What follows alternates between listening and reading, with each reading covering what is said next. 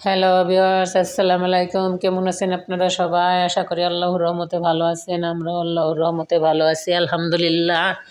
আজকে দেখেন সকাল সকালে নাস্তা করে একটু রৌদ্রে চলে আসলাম আমাদের দোকানে।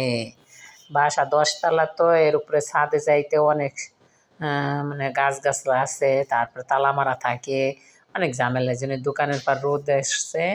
কি সুন্দর সকাল সকালের রোদ। সকাল মানে তাও 10টার বেশি। ডাক্তারে বলছে সবাইকে রোদ লাগাইতে, আমরা একটু রোদ পাই না, তার জন্য দোকানে চলে আসলাম। তোবারও রোদ লাগাইতে বলছে, আমারে রোদ লাগাইতে বলছে, সবাই রোদ খাচ্ছি। তোবার আম্মুও রোদ খাচ্ছে, সবাই রোদ খেতে এসেছি দোকানের সামনে। এই যে বাসা দিয়া, এই যে রোদ খেয়ে বাসা দিয়ে একবার গেছি, আবার নিচে নেমে আবার আসছি। এই যে এখন হইল রোদ খেয়ে তারপরে এই যে লিফটের সামনে, লিফট 4 তলায় রয়েছে, এখন লিফটে উঠবো। এই যে দেখুন 3-এ যাব, লিফটের 4তলা বাসা চলে যাব। আমাদের ভিডিওটা কোথাও একটু ভালো লাগলে সাবস্ক্রাইব, শেয়ার, কমেন্ট করে সাথেই থাকবেন, পাশেই থাকবেন। রাফির জন্য দোয়া করবেন, তোবার জন্য দোয়া করবেন বেশি বেশি করে। এখন এসে দুপুরের রান্না বান্না করতেছি। আমাদের দোকান আপনারা এসে দেখে যাবেন, ভিজিট করে যাবেন। দোকানে ভালো ভালো কালেকশন পাবেন, জুতা, শার্ট, প্যান্ট, পাঞ্জাবি, ছেলেদের আইটেম সব। দেখুন ঘরে এসে রান্না করে রেখে গেছি। ডাল রান্না করছি আর হচ্ছে গিয়ে ভাজি, ওইটা তাড়াতাড়ি করে রান্না করে গেছি। এখন এসে মাছটা ফ্রিজে ছিল, ভিজায় রেখে গেছি, সুন্দর করে ধুয়ে, গরম পানি দিয়ে ধুয়ে, তারপরে লেবু দিয়ে, লবণ দিয়ে, মরিচের গুঁড়া দিয়ে, হলুদ দিয়ে সুন্দর করে মেখে মাছটা এখন ফ্রাই করে নেব। ফ্রাই করে টমেটো আলু দিয়ে মাখা মাখা করে ঝোল ঝোল করব। টমেটো আলু দিয়ে ভুনা একবারে শুকাই না, একটু একটু ঝোল ঝোল থাকলে, শুকনো শুকনো আবার গলা দিয়ে নামে না, এই জন্যে ভুনা ভুনাই করব। মাখা মাখা একটু রস রাখবো, ঝোল ঝোল।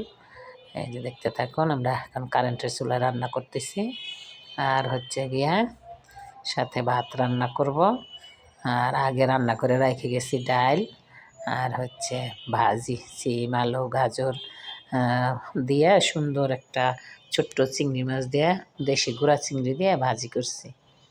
এই যে দেখেন আমরা কীভাবে পাঙ্গাস মাছটা ভেজে রান্না করি। বড় পাঙ্গাস আনছে, আরেকদিন রান্না করছি, আর অর্ধেক রয়েছে, আজকে রান্না করতেছি।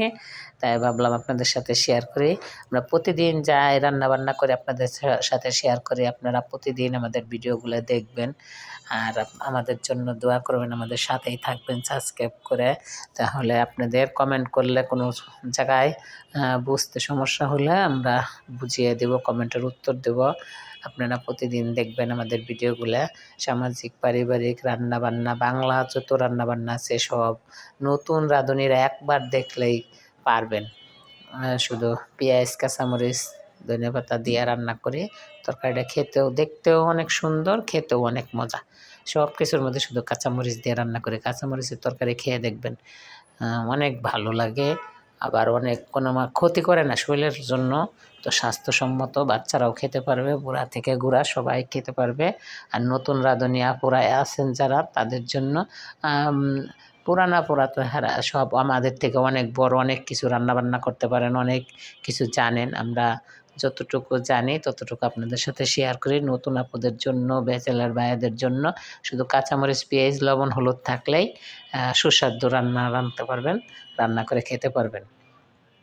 ঠিক আছে? এই যে আমাদের ভিডিওগুলো দেখবেন, একটু খেয়াল করে দেখলেই সব পারবেন।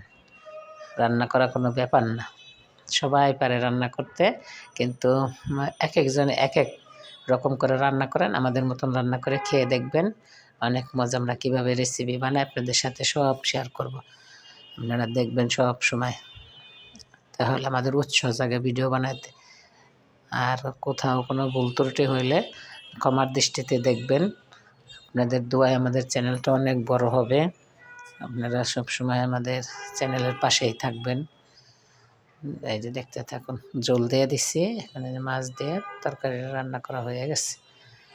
এই যে নিয়ে আসছি, আর এই যে ভাজিটা করছি, আর ডাল আর দেখালাম না, মুসুরের ডাল পাতলা করে রাঁধছি আজকের মতন এতটুকু। আল্লাহ হাফেজ।